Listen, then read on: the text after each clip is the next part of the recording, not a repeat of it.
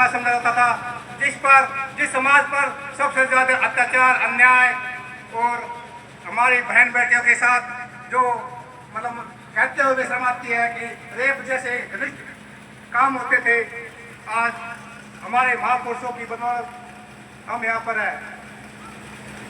और हमारे महापुरुषों का सपना था कि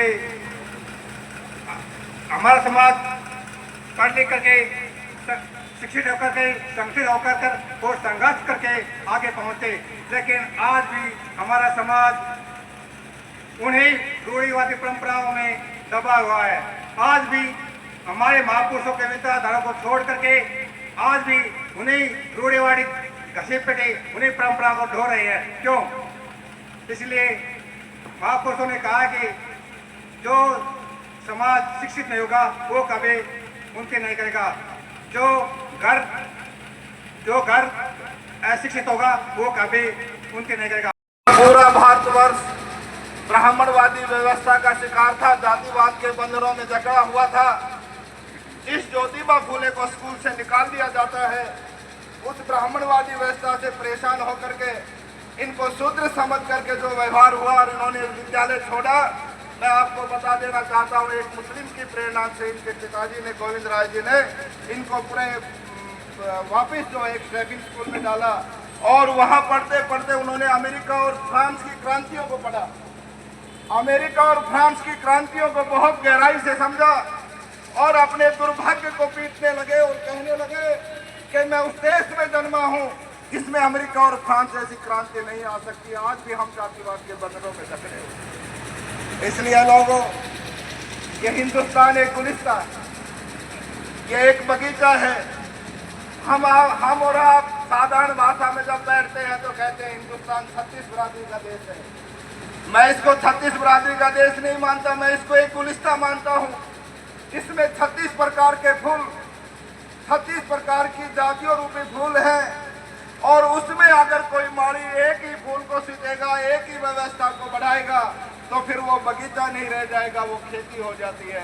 लेकिन एक माली के घर में जन्म लेने वाला, एक साधारण गरीब माली के घर से निकलने वाला ज्योतिबा फूले, अरे उस विकराल परिस्थितियों में इस देश के उन शूद्रों को सींच रहा था, जिन शूद्रों को सींचा। आज वो शूद्र आज हिंदुस्तान के पटल पर अगर देखा जाए तो सबसे ज्यादा विचारक लोग अगर हैं तो वो आप लोगों के बीच हैं। इसलिए ऐसे महापुरुषों का जन्म मनाना चाहिए, आप सब लोगों को इकट्ठा होना चाहिए। और मैं तो अचंभा कर रहा हूँ, मैं तो ये सोच रहा था कि नायकों का फूल मालाओं से स्वागत करते। मेरे सामने भी माली समाज की दुकानें हैं, मेरी साइड में भी माली समाज की दुकानें हैं, लेकिन जागृत नहीं है। शायद मेरे उन दादा ताऊओं को ये मालूम ही नहीं होगा कि ज्योतिबा फूले किस वंश में पैदा हुए, ज्योतिबा फूले कौन थे। आज मालूम हो जाएगा डॉक्टर जितेंद्र पाल की आवाज से। आज शहर का एक एक आदमी महसूस करे, उस वर्ण व्यवस्था के खिलाफ खड़े होने वाले लोगों, आज विचार कर लेना।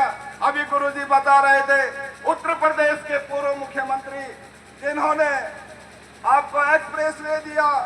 आज हिंदुस्तान के अंदर जब बजट आता है तो देखा जाता है कि आगरा से लेकर के जो हाईवे बनाया गया, नेशनल एक्सप्रेस वे बनाया गया, इतने सस्ते बजट में आज तक कोई एक्सप्रेस वे नहीं बना।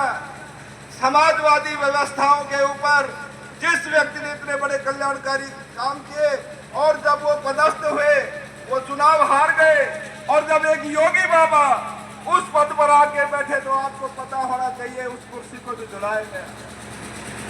उत्तर प्रदेश के अंदर एक यादव कथावाचक भागवत कथा कर रहा था, उन लोगों को पता लग गया कि ये यादव है।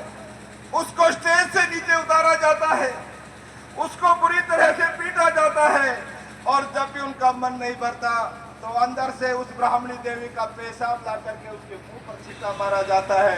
कब जागोगे, कब उठोगे?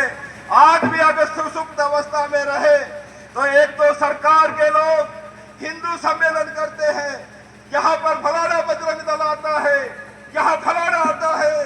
अरे ये अहिरवाल की भूमि, अहिरवाल के वीरों से बढ़ के कोई बजरंग आज तक पैदा नहीं हुआ। सीमा के ऊपर छाती हम अड़ाते हैं, राज का आनंद कोई ले रहा है। यहाँ गरीब किसान मजदूर की आवाज कोई उठाता इसलिए जागो, जागो है दलितों, जागो है गरीबों, जागो है वंचितों, जागो है पिछड़ों, जागो है दलितों। कब तक सोते रहोगे? इसी के साथ मैं अपने शब्दों को आखिरी विराम देता हुआ आप सबको इस्तकबाल करता हूँ, नमस्कार करता हूँ, प्रणाम करता हूँ।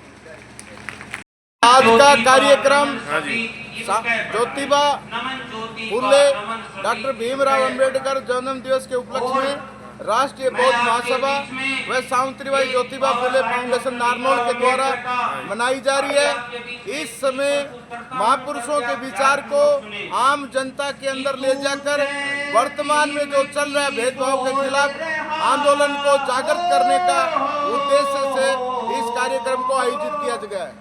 नहीं, अटेली मंडी के झंडा चौक पर पहली बार ज्योतिबा फुले की जयंती मनाई जा रही है, क्या कहेंगे इस बारे में? डॉक्टर भीमराव अंबेडकर ज्योतिबा फुले की जन्म दिवस मनाने के पीछे इस क्षेत्र में जो अति पिछड़ापन है उसको ज्योतिबा फुले और डॉक्टर भीमराव अंबेडकर के विचार से जागृत करके और विकास की ओर ले जाना।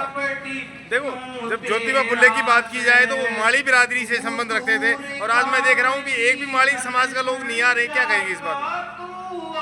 आज देश के अंदर जो महापुरुष है किसी जाति भेदभाव के नहीं है, महापुरुष सभी जाति के हैं। उनके विचार को लेकर हम तमाम गरीब जनता के अंदर गए थे, उनके विचार के प्रति लोग बहुत सचेत हैं।